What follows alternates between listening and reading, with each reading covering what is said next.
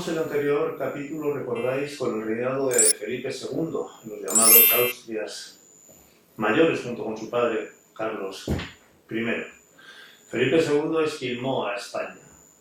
En el terreno económico se gastó todo el dinero, al igual que su padre, en sus empresas europeas, y sus mayores logros fueron la batalla de Lepanto contra los turcos y su mayor fracaso, sin ninguna duda, la Armada Invencible. La Armada Invencible, cuyo nombre nos pusieron irónicamente los ingleses, los enemigos, y que fue utilizado durante mucho tiempo con motivo de orgullo, que acabó con la culpabilidad del duque de Medina Sidonia y el destrozo total y absoluto de nuestras tropas. 20.000 hombres murieron, de los cuales, por cierto, solamente unos 1.600, 1.800 murieron en combate. El resto fue debido a la pésima planificación que desde España se hizo de la invasión con la Armada Invencible a los ingleses. Mientras tanto, en esa guerra por dominar Europa nos habíamos convertido en el ariete contra la contrarreforma.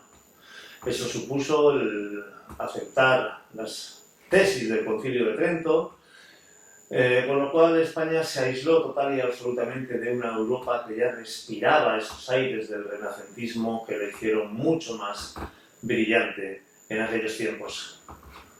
Nos habíamos nombrado autodefensores del honor de Dios, y eso significaba que tenía que haber pureza en nuestra sangre. Por lo tanto, todo lo que oliera a judíos y demás había que sacarlo del país. En este clima, con un imperio donde, como decía el propio rey, no se ponía el sol, España dio paso a los Austrias menores. Comenzaba la decadencia del imperio español. Llegaba Felipe III. Felipe II, que era un hombre obsesivo, no enseñó a su hijo a ser rey, pero sí planificó, como todo lo que hacía, su futuro. En aquel tiempo, la mayor preocupación de las casas reales era casar bien a sus hijos y, sobre todo, procurarse un heredero. Felipe II dejó atado, y bien atado, el matrimonio de su hijo Felipe III con Margarita de Austria. Su madre había parido 15 veces.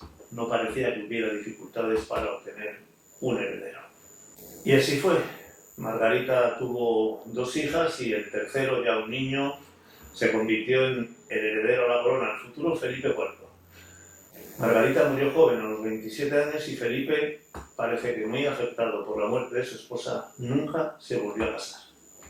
Por estos tiempos apareció el primer valido, el gran hombre que fue el duque de Lerma. El gran hombre, vamos a verlo. Era un hombre con una incompetencia total y absoluta que se ganó el favor de todos a base de sobornos, y por eso se mantuvo durante mucho tiempo en el cargo, hasta tal punto que llegó a cambiar la corte de Madrid a Valladolid y de nuevo de Valladolid a Madrid en busca de esos favores de la gente poderosa. Con un tremendo agujero en el aspecto económico en España, seguimos gastando el dinero en las guerras de Flandes. Felipe II se había dado cuenta al final de su reinado de la sangría que estaba sufriendo España y negoció la independencia de los protestantes holandeses. Con el problema de Flandes parecía que resuelto, y con Francia e Inglaterra fuera de juego, o por lo menos sin darnos muchos problemas, se sucedió un periodo de paz en España. Durante este periodo España conservaba aún su imperio colonial, con lo cual seguíamos gastando dinero en esa obsesión que tenemos en Europa de la herencia de los Austrias, pero nuestra política exterior era inexistente, con lo cual no se sacaba provecho alguno de esos gastos extraordinarios de dinero.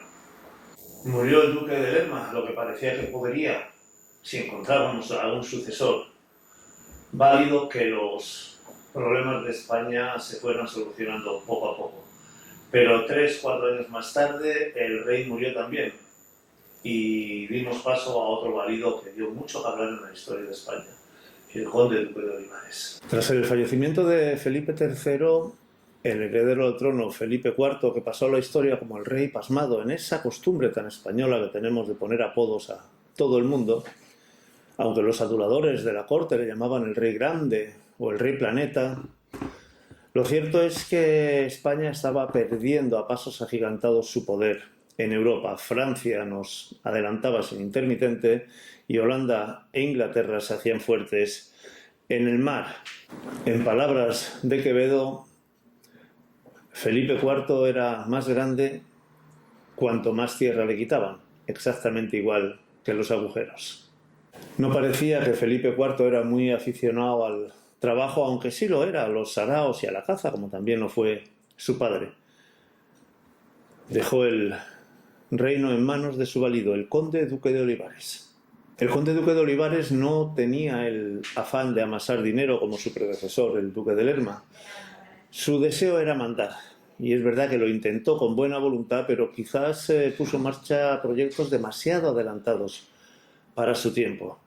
Además tenía que lidiar con un tal cardenal Richelieu en Francia que ya se estaba apoderando de Europa.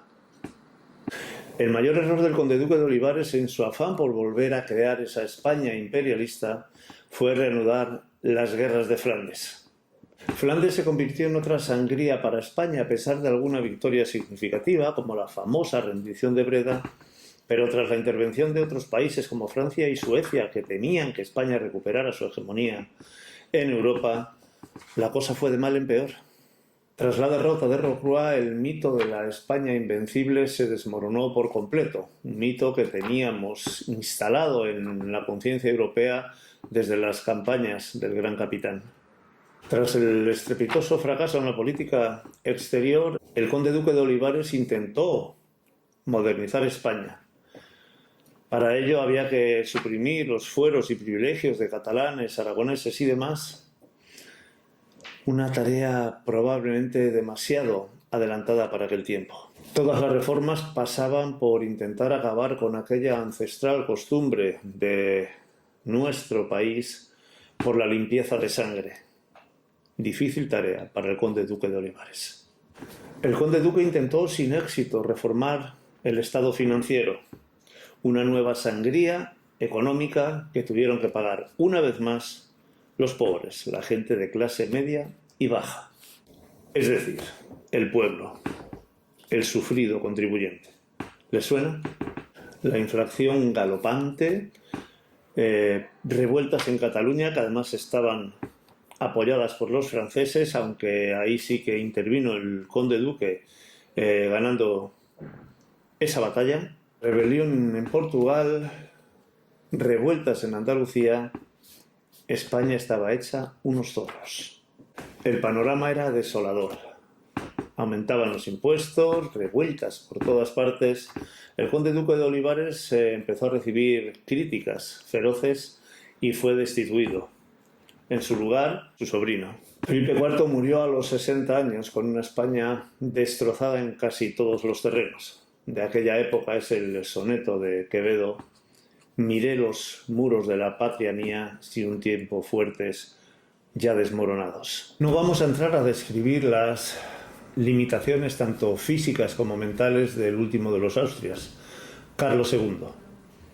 El objetivo, una vez comprobadas las deficiencias del monarca, que evidentemente no reunía ninguna de las cualidades necesarias para llevar a cabo su trabajo, era procurarle un heredero.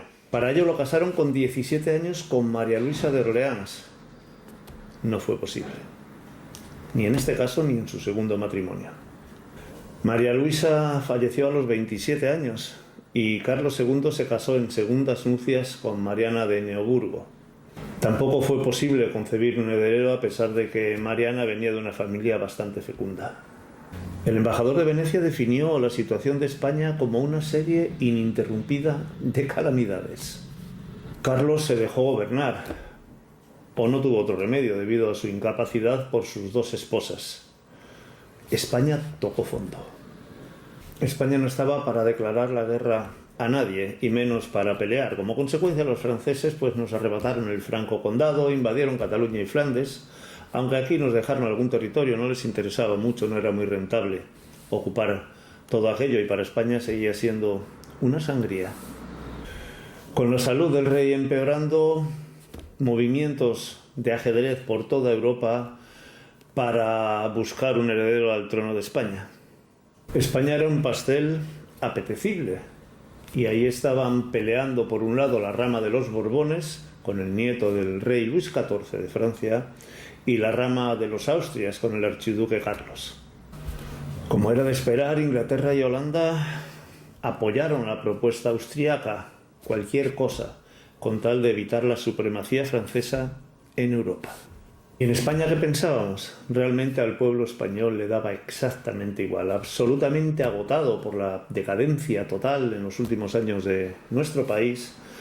Nos dividimos entre unos que apoyaban, depende a quién se sobornara, al austríaco y otros que apoyaban al francés. El 1 de enero del año 1700 fallecía Carlos II. El último de los Austrias comenzaba, pero esto será en otro capítulo, la época de los Borbones en España, que por cierto, ¿les suena? Han llegado hasta nuestros días.